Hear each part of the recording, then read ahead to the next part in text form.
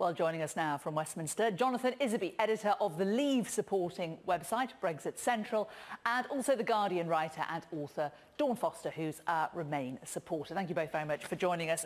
Jonathan Isaby, to you first. When we looked at Michel Barnier's press conference this morning, Yanis Varoufakis was watching it, the former Greek finance minister, and he described it as a declaration of war. This toxic atmosphere isn't a good way to start the Brexit negotiations, is it? Look, there's clearly a lot of posturing and flexing of muscles by people in Brussels in advance of the negotiations, which of course haven't actually started yet. And I dare say there's a lot of people over in Brussels who are very worried about the fact that our departure is going to leave a big financial black hole. We are the second biggest net contributor to EU coffers, and they're going to miss that money a great deal when we leave.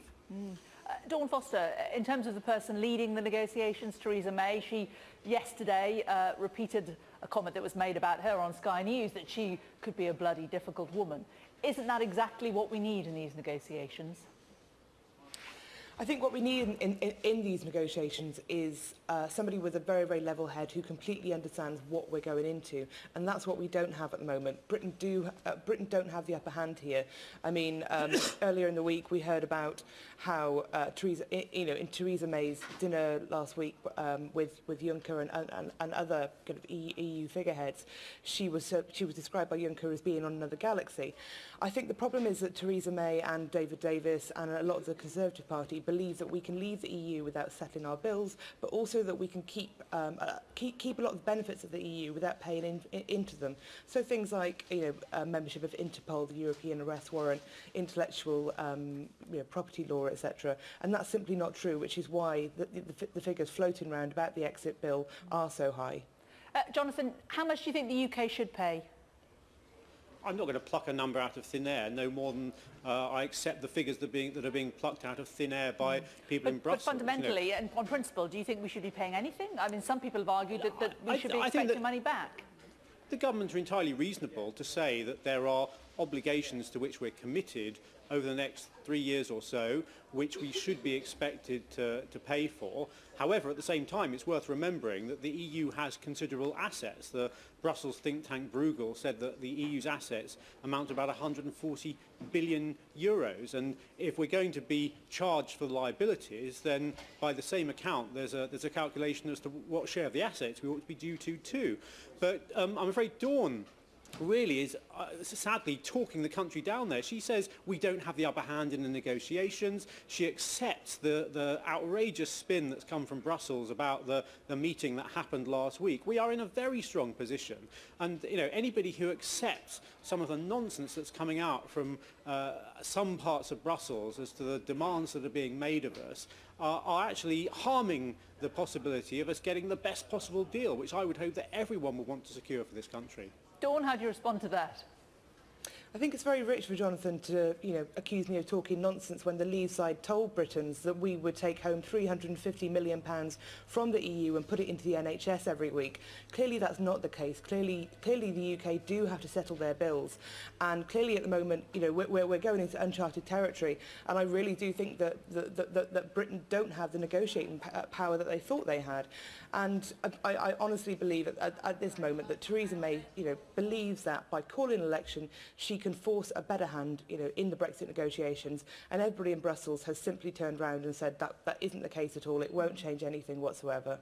I mean, Jonathan, why do you think that the UK really does have the upper hand? It's 27 versus 1 for a start, and it does seem like the EU is already dictating the terms of the debate. They're now saying that the discussion over the amount that the UK will have to pay to close the account, as they call it, they don't call it the Brexit bill, will probably take us up to about the autumn, and that the clock is ticking. We only have 2 years to sort this out. It already looks like the EU has reduced that to 18 months. How do you think Theresa May is getting the upper hand there? We're in a very strong position as a country. We're the 5th largest economy in the world. We have the English language. Our legal system is more respected than virtually any other. We've got our historic links with all corners of the world in terms of future trading relationships. And on that trade front, the European Union sells far more to us than we sell to them. So in terms of the deal that's going to be arranged in terms of trade, if the European Union wanted to go down the route of putting up tariffs, it would hurt them far more than it would hurt us.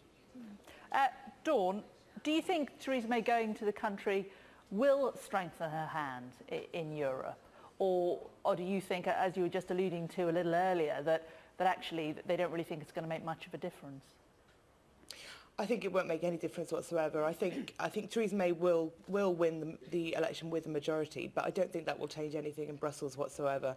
I think also whenever I've been to Brussels recently, most people there don't actually see Britain leaving as a huge loss. They see the remaining 27 as very, very strong, and they're still very, very committed to the European project.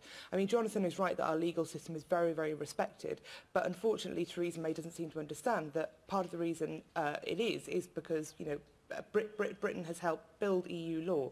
So for Britain to actually remove itself leaves us in a very, very fragile position, especially when it comes to trade, when it comes to being able to enforce cross-border security and law as well. So I think that's a continued worry. Jonathan, do you not think perhaps the UK is getting a little bit big for its boots? You talk about our heritage and our legal system and our currency, etc. But in the EU terms, it is 1 v 27, and perhaps Theresa May and the negotiators have underestimated the antipathy towards what the country has done in deciding to vote to leave. I don't think that's true at all. And by the way, I would suggest that there are a number of EU states which don't agree and don't feel happy about some of the noises that we're hearing from Brussels over the last couple of weeks. Just this morning, the Belgian finance minister was quoted in the papers as saying the last thing that should happen is any form of punishment against the UK. And most European countries, as indeed most of us in the UK, very much want to continue cordial relations between the UK and the EU after Brexit. No, there are some things that the EU does which we can continue to participate in, whether it be student exchange programmes or measures to do with security, which already non-EU countries are involved in. And, yes, if we want to involve ourselves in the Erasmus scheme, we will need to pay in order to be part of that. But that will be a ring-fence contribution to that particular scheme. It won't be putting money willy-nilly into the EU budget, but it's a demonstration of the fact that those of us who were in favour of Brexit and are excited about the opportunities that Brexit is going to bring overall are actually equally happy and keen to continue cordial relations with our European friends. We'll all stay good friends, won't we, Dawn? Tim Farron today is talking about a second referendum and how voters voted for the departure, they didn't vote for the destination. I mean, the Brexit vote has been and gone. Do you think there's any merit at all in revisiting that ground when Theresa May reaches an agreement with the EU? I can understand why Farron thinks that could be a good way forward. I mean, it's not personally what I would accept. I think actually, if you look at YouGov polling, most Remain voters feel like me that we should accept the vote and move on, and try and get the best deal for the UK. So I think Tim Farron is looking at something that could be politically advantageous for him.